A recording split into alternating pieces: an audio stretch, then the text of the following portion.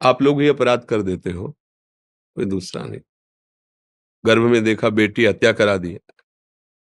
ये जन्म तो कष्ट में जाएगा, अगले जन्म में गर्भ ही नहीं धारण कर पाओगे। गर्भ में ही कोई संतान ही नहीं आएगी, कर लो उपाय। क्योंकि तुमने गर्भ का ही तो नाश किया, भ्रूण हत्या, उसकी तुम्हें जरूरत है नहीं, हटा दिया। कितने ऐसी माताएं बहनें जो ईमानदारी से देखे कितनी गर्भ हत्याएं करवाई। अब आगे जब उनका दंड मिलेगा तो तुम भगवान को कोसोगे। एक तो तुमने अपनी इच्छा से नष्ट किया, लड़की या जान करके या अपने योग्य न जानकर, और एक पैदा होगा योग्य और फिर वो नष्ट होगा। फिर अब अब भोगो। ये सब विधान है, वो जानते नहीं। अब उन्होंने जब बहुत हठ किया, नहीं माना, तो एक फल दिया और कहा अपनी पत्नी को खवा देना, इससे बालक होगा। बड़े खुशी हुए, आ गए, पत्नी को दिया। जब भाग्य में नहीं है तो कैसे स्वीकार? तो उसने कहा कि खा लेंगे। उन्होंने कहा अभी तो ऐसे थोड़ी पाया जाता है। संत महापुरुषों का प्रसाद नहा धो के, हम आप विश्वास नहीं करते। तो कहा ठीक है, अच्छा पा लेना। और उसने अपनी बहन को बुलाया, उसी गांव में भी आई थी। तो कहा हमें तो बहुत डर लगता है, फल खाएंगी पेट बढ़ेगा, और कहीं आग लग गई तो गर्भवती स्त्री दौड़ कैसे पाएगी। मतलब कितनी को बातें हैं ऐसे। तो हमारी तो खाने की इच्छा नहीं। तो बोली दीदी तुम मत पाना, मेरे गर्भ है, तुम नाटक करना कि हमारे पेट है, गर्भ में बालक है, और ये परीक्षा के लिए गऊ को खवा दो। तो उसने ऐसा ही किया, वो फल गऊ को पवा दिया। अब उसको नाटक करती रही कि हाँ हमारे गर्भ है, और जब उसके बच्चा हुआ तो बच्चा मंगवा लिया, बोले बच्चा हुआ, और दासियों को पैसा दे दिया। ब्राह्मण बड़ा खुशी हुआ, और उनकी पत्नी का नाम धुंधुली था तो इसलिए उसका नाम धुंधकारी रख दिया। और ठीक समय पे गौ के बच्चा हुआ, तो कान तो गौ जैसे और बालक स्वरूप।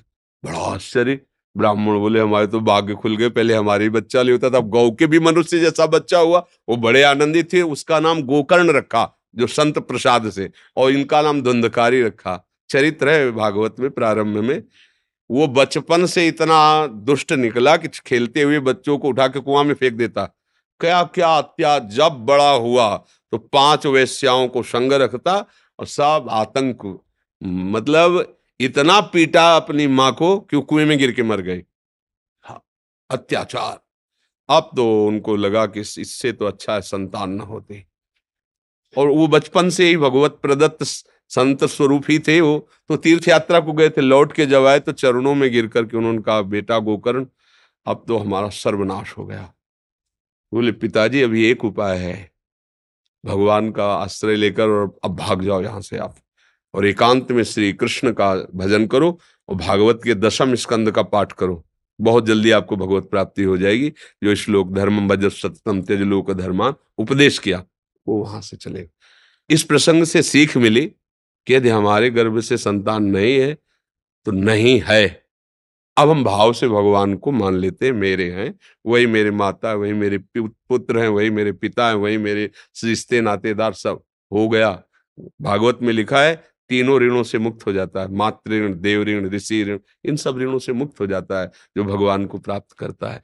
तो ये सब मतलब इसीलिए कहा गया शास्त्र रूपी जंगल से गाइड करने वाले की अंगुली पकड़ के चलो तो बच जाओगे, नहीं फंस जाओगे। तो इसलिए फिर तो मतलब सब गड़बड़ हो जाएगा। चाहिए भगवान की इच्छा हो, अब इच्छा हो जाए संतान की, तो अब फिर परेशानी हो जाएगी। अरे होना हो तो हो, नहीं होना हो तो हम खुद जिनकी संतान उनको प्राप्त करने के लिए मुझे मिला मुख्य धर्म क्या है? भगवत प्राप्ति। ये सब साधारण धर्म है। तो भगवान ने क्या आदेश किया है? सर्वधर्मान परित्यज्य मामेकम शरणम ब्रज। ये बात बोले पाप जो लगा तो हम सर्व पापेभ्यो मोक्षयिष्यामि मा शुचः। तो चिंता मत कर, मैं हूं। बहुत तुम्हारे को लग रहा है तो गोपाल जी को बैठा लो, लाल गोपाल दुलार करो उनको कि हमारे नौ किशोर किशोरी आराध्य देव, और ये मेरा लाला, देखो लाला तन्मयता करके देखो, अगर बोलने न लगे तो बताना। पर तुम्हारे प्यार, तुम्हारी तन्मयता, अगर बालक ही चाहिए तो देखो ना, अखिल कोटि ब्रह्मांडों का पिता घुटनों के बल चल रहा है नंद बाबा के आंगन में, दशरथ जी के महल में। ये क्या है? भावना ही तो। तो वैसे भी सब रूपों में भगवान है, तो ये तो चिंता का विषय नहीं क्यों सके।